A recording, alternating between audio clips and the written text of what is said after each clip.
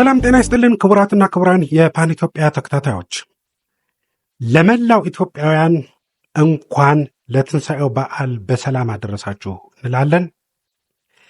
ለመላው ኢትዮጵያውያን ስል እውነት ለመናገር ያለ ምክንያት አይደለም። ታላቁ የኢትዮጵያ ሕዝብ አብሮ የሚኖር ሕዝብ ነው። ረመዳንን አብሮ ሲያፈጥር ቆይቶ የኢድ አልፈጥር አብሮ የሚውል ገና ፋሲካውን አብሮ የሚያከብር ታላቅ ሕዝብ ነው። ይህን ታላቅ ሕዝብ ሃይማኖት እየለዩ እንኳን አደረሳችሁ ማለት ተገቢ ስለማይመስለኝ ለመላው ኢትዮጵያውያን እንኳን ለትንሣኤው በዓል አደረሳችሁ እላለሁ። ታላቁ የኢትዮጵያ ሕዝብ የቀነጨሩ ፖለቲከኞቻችን በአረመኔ የፖለቲካ ባህላቸው ብዙ ቢጎነትሉት ቢጎሽሙትም ይኸው አብሮ ያለ ታላቅ ሕዝብ ነው። እውነት ለመናገር በኢትዮጵያ ሕዝብ ታላቅነት፣ በኢትዮጵያ ሕዝብ ጀግንነት፣ ቸርነት፣ ቻይነት ነው አሁንም ድረስ አብረን ያለ ነው። ስለሆነም እውነት ከልቤ ለታላቁ የኢትዮጵያ ሕዝብ እንኳን ለትንሣኤ በዓል በሰላም አደረሳችሁ እያልኩ የገዢዎቻችን፣ የተዋጊዎቻችን፣ የሃይማኖት መሪዎቻችን የሚያስተላልፏቸውን የውሸት መልእክቶች ከኢየሱስ ክርስቶስ የትንሣኤ በዓል ጋር አያይዤ ትዝብቴን በዚህ አጭር ዝግጅት አነሳለሁ። አብረን እንቆይ። እውነት ለመናገር የሰው ልጅ የማይማር ፍጥሩ ነው እንጂ ኢየሱስ ክርስቶስን ያክል የተግባር መምህር የለም።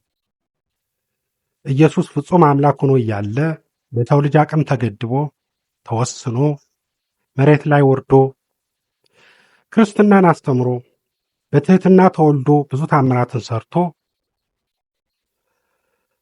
ለሰው ልጅ ሲል ተገርፎ ተሰቅሎ ሞቶ ተነስቶ ሰውን ያዳነ አምላክ ነው።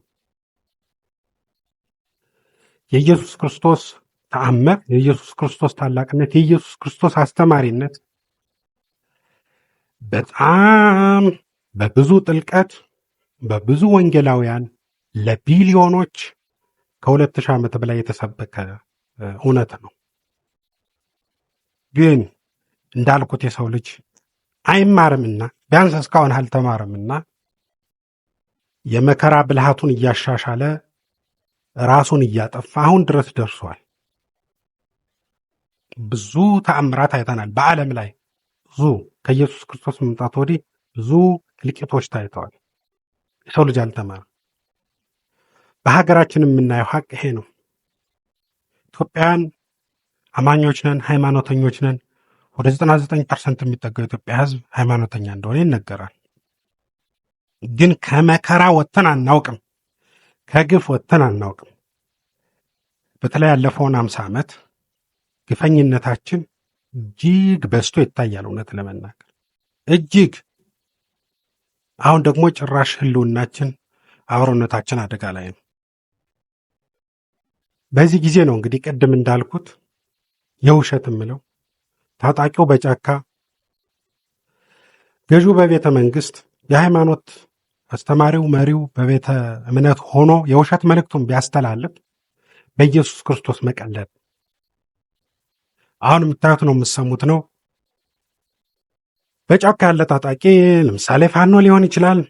ትልቅ መስቀል ተሸክሞ በጣም ቆንጆ የትንሣኤ በዓል መልእክት ሊያስተላልፍ ይችላል፣ በጽሁፍ ወይ በንግግር።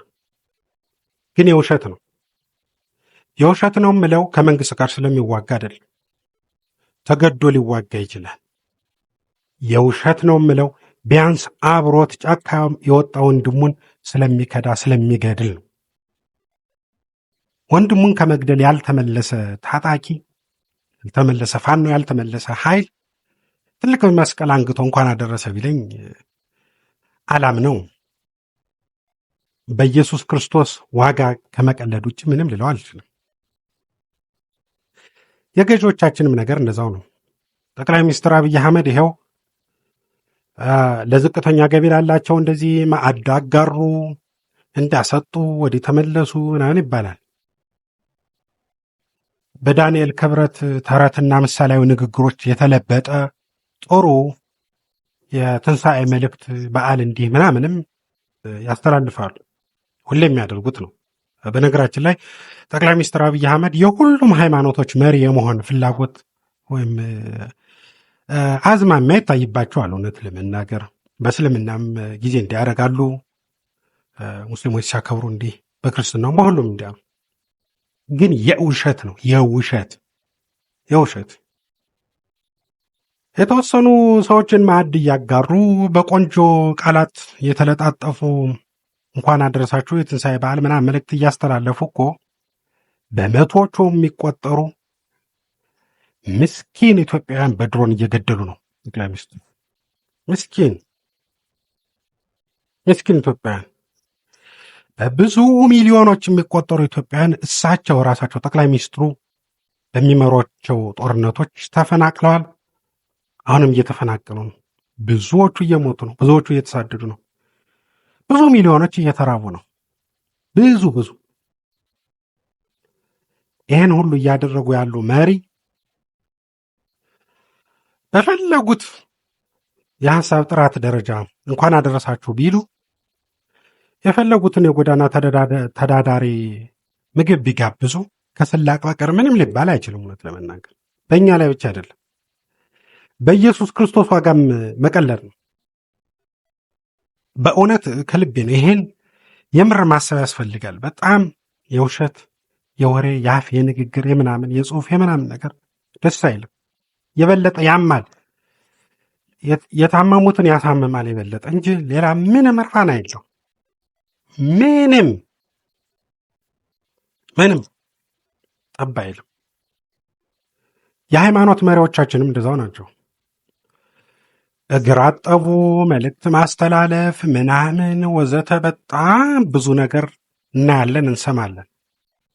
ሀገር ሲፈርስ ግን ዝም ብለዋል። ሚሊዮኖች ሲፈናቀሉ፣ ሚሊዮኖች ሲሞቱ እያዩ ዝም ብለዋል። እውነት ለመናገር በነገራችን ላይ በእርግጥ ገዢዎቻችን፣ ፖለቲከኞቻችን የማይሰሙ መሆናቸው እንዳለ ሆኖ ሀገሪቷ ላለችበት ሁኔታ የሃይማኖት መሪዎች ትልቅ ኃላፊነት አለባቸው። በአውሮፓ ሁለተኛው ዓለም ጦርነት ሲካሄድ የሃይማኖት መሪዎች ጠፉ፣ ዝም አሉ፣ ሚሊዮኖች ሞቱ። ከዛ ከጦርነቱ ካለቀ በኋላ ተመልሰው ወደ ቸርቻቸው ምናምን ሲመለሱ ህዝቡ አንሰማችሁም ነው ያላቸው። ወዲያ በሉ የምን ሃይማኖት ነው? ያ ሁሉ ሚሊዮን ህዝብ ሲሞት ሲፈናቀል ምን ስታደርጉ ቆይታችሁን አሁን የምትመጡ ነው ያላቸው። እውነት ለመናገር እና በአውሮፓ ለሃይማኖት መዳከም ስልጣኔ ብቻ ሳይሆን የሃይማኖት መሪዎች ኃላፊነት የጎደለው ተግባርም አስተዋጽኦ አድርጓል። በተለይ በሁለተኛ ዓለም ጦርነት።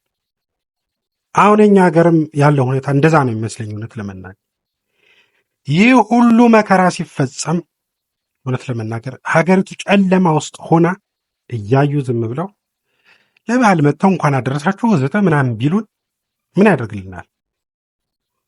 ለዛም እኮ እናውቃቸዋለን። ጎራ ለይተው ይሄንና ያንን ፖለቲከኛ ደግፈው እየተሰዳደቡ እየተወራረፉ ያን እየባረኩ ያን እየዘለሉ በዚህ ሁሉም እናውቃቸው በየጎጣቸው ተሸሽገው የምናውቃቸው ናቸው። እውነት ለመናገር እነዚህ ሰዎች የኢየሱስ ክርስቶስ ሐዋርያት በተለይ አሁን መልእክት ሲያስተላልፉ እንዲያ ሲሉ ከገዢዎችም ከታጣቂዎችም በላይ በኢየሱስ ክርስቶስም ላይ መቀለድ ነው፣ በእኛ ሕመምም ላይ መቀለድ ነው። እውነት ለመናገር ምንም ሌላ ሊባል አይችልም። መደረግ ካለበት የምር ማድረግ ነው ወይ ደግሞ መተው። እውነት ለመናገር ይሄ መራር ሊሆን ይችላል፣ ሊመር ይችላል። ግን እውነት ነው፣ ሀቅ ነው፣ ልንናገረው ልንለው የሚገባ ነገር። እውነት ለመናገር ኢየሱስ ክርስቶስ የእውነት ዋጋ የከፈለ ፈጣሪ ነው። ከተከተልነው የእውነት ከተውነውም የእውነት ሊሆን ይገባል። ሊቀለድበት አይገባም። ግን እውነት ለመናገር ከገዢዎቻችንም ከታጣቂዎችም ሃይማኖት መሪዎችም ግን ሰፊው ሕዝብ ምዕመኑ በጣም የተሻለ ልብ አለው። እውነት መስሎት ይሰማቸዋል፣ ያምናቸዋል፣ ይከተላቸዋል። ፈጣሪ ለዚህ ታላቅ ሕዝብ ሲል ኢትዮጵያን ይጠብቅ።